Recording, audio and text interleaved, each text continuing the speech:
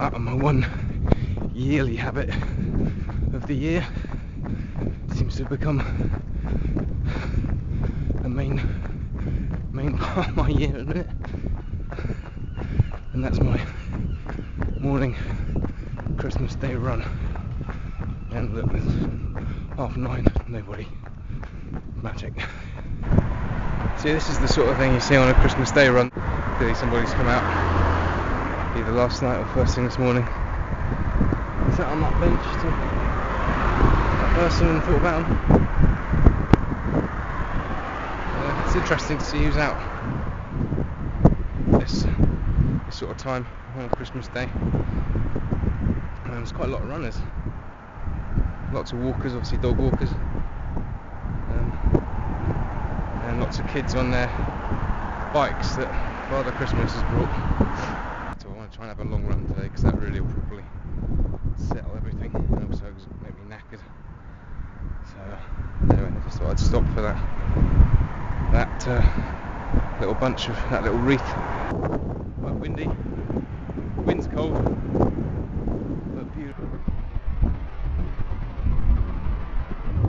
Obviously today's Christmas Day. First time I went out for a run from Chai, and since then, you know, running's been it's been just part of my life to maintain balance, basically.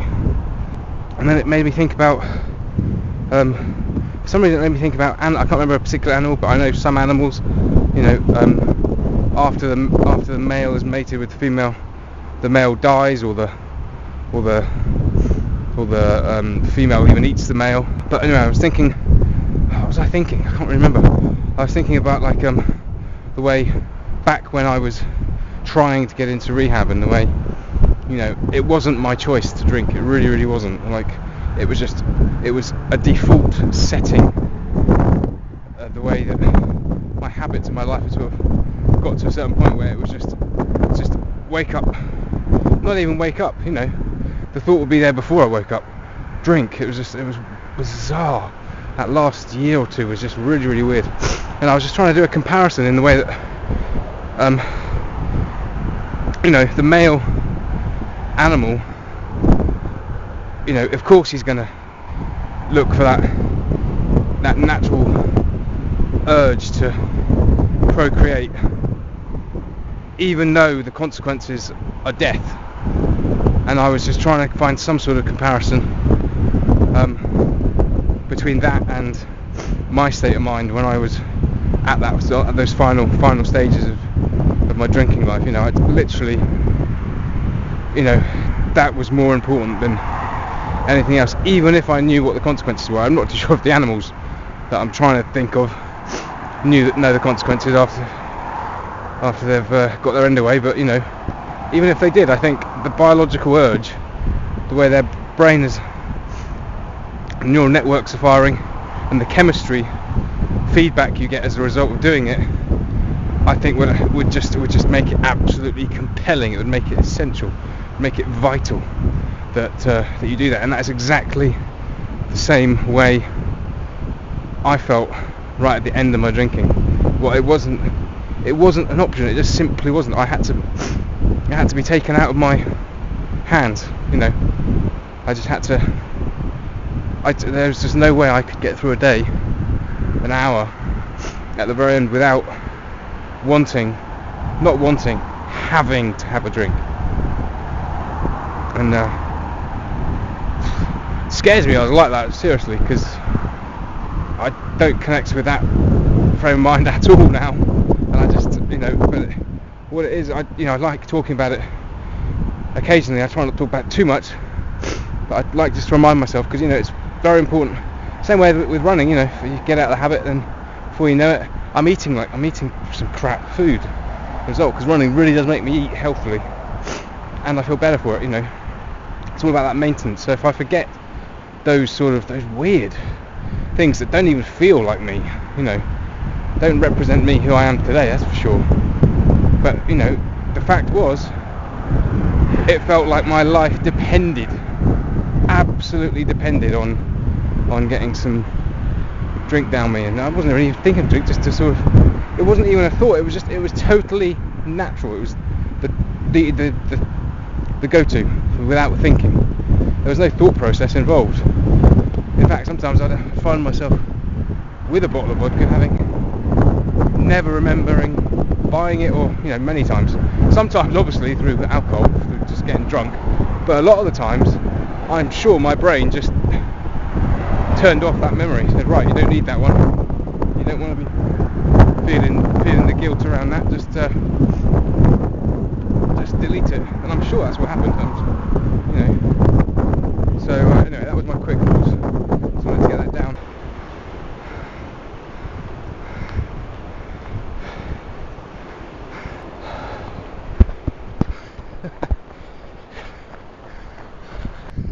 Always want. It's one of the reassuring things about life, actually. I think no matter how far down you've gone or how high up you've gone, there's always somebody above you or below you. It's quite reassuring and comforting to know that. I remember in the summer, just after it rained, this was all rainy like this, was all wet like this down here. I ended up running up here. There's loads of Italians with their teachers. I remember some of them going, "Whoa, what the hell's he doing?" And then I could hear their teachers going, "Don't you do that." It's quite funny. But sometimes it's just so muddy down there. When it rains, all the sort of loose chalk comes down off the cliffs and down here. It's horrible to run. It's like plaster. Yeah, it's like damp, wet plaster. It's not a nice experience. But running along is quite fun. It's always so quiet down here. Always wonder who actually lives in these places, if anybody. Always the docks where the boats are is empty. I think they're mostly holiday places or second homes. It's always quiet down here. As the car park empty.